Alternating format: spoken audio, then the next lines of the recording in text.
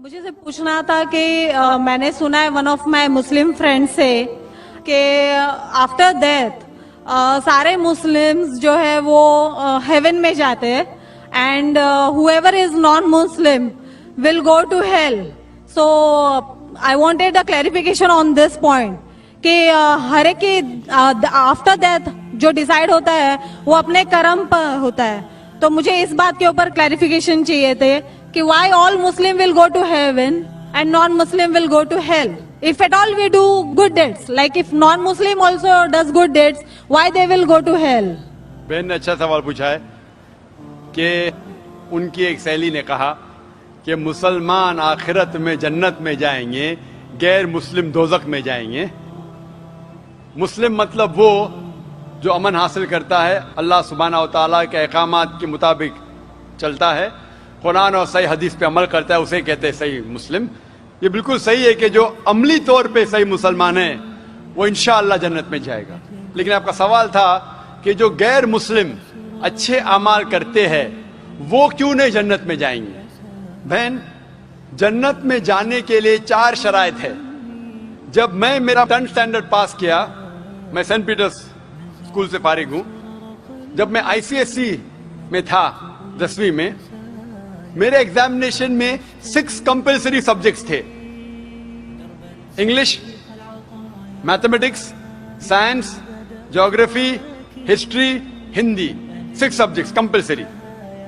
6 subjects में पास होना compulsory है. इसी तरीके से इंसान को जन्नत में जाने के लिए 4 शराइत है.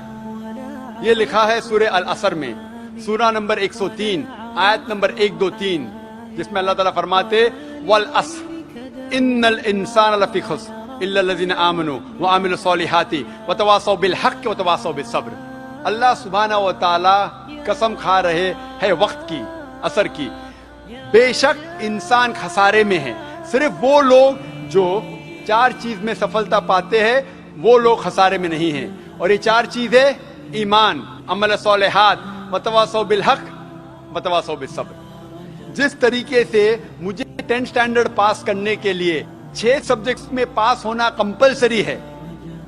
मिसाल के तौर पे अगर मुझे mathematics, English, history, geography, science में 99% मार्क्स मिलते हैं, 99%,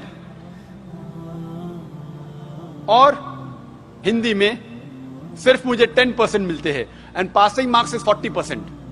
पास होने के लिए 40 मार्क्स की जरूरत है. अगर एक सब्जेक्ट में, हिंदी में, मुझे 10% मार्क्स मिलते हैं और बाकी 5 सब्जेक्ट में 99% मार्क्स मिलते हैं, क्या मैं 10th स्टैंडर्ड पास करूंगा कि नहीं? बहन, मैं आपसे पूछना चाहता हूं, क्या मैं 10th स्टैंडर्ड में सफलता पाऊंगा कि नहीं? एक सब्जेक्ट में 10%, बाकी 5 सब्जेक्ट्स में 99%, क्या मैं 10th स्टैंडर्ड पास करूंगा कि नहीं? नहीं. क्यों? क्योंकि मुझे हिंदी में 10% मार्क्स मिले, भले 99 मिले बाकी 5 सब्जेक्ट में, हिंदी में 10 फेल. उसी तरीके से जन्नत में जाने के लिए सूरह अल असर के हिसाब से 4 चीजें जरूरी है. ईमान, अमल सॉलिहात, नेक अमाल जो आप कह रहे हैं, वतवासौ बिल हक, लोगों को हक की तरफ बुलाना, वतवासौ बिस सब्र, लोगों को सब्र की तरफ बुलाना. 4 चीजें जरूरी है. एक भी चीज अगर इन चारों में से मिसिंग है, मौजूद नहीं है, अगर आप एक भी चीज में फेल होते हैं तो आप जन्नत में नहीं जा सकते. अगर आप कहते हैं कि आप अच्छे इंसान हैं, आमाल में आप बहुत अच्छे अमाल करते हैं, मान लो आपको 99 मार्क्स मिले अमाल में, 99, लेकिन ईमान में तो आप फेल है. आप ये नहीं मानते कि अल्लाह एक और मोहम्मद सल्लल्लाहु अलैहि वसल्लम आखिरी पैगंबर है, जो सारी मजहबी किताब में लिखा है, तो आप ईमान में फेल है. आप कितने भी नेक काम करो, 99% मिले, 100% मिले, बाकी 3 हिस्से में ईमान में लेकिन फेल हुए, तो आप जन्नत में नहीं जाएंगे.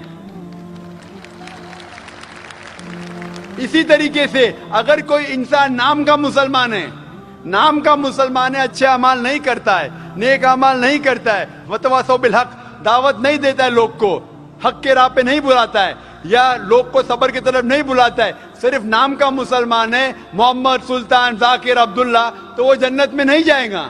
उसे जन्नत में जाने के लिए ईमान, अमल सॉलिहात, वतवासौ बिल हक वतवासौ बिस सब्र, चारों चीज की जरूरत है। इसीलिए आप अमाल कितने भी अच्छे हैं, अगर ईमान नहीं है कि अल्लाह एक है और अल्लाह के अलावा किसी की इबादत नहीं करना चाहिए, और ईमान नहीं है कि मोहम्मद सल्लल्लाहु अलैहि वसल्लम आखिरी पैगंबर है, तो आप जन्नत में कभी भी नहीं जाएंगे। बहन, क्या आप मेरे जवाब से सहमत है? Yes. Thank you for clarifying the point. You're most welcome.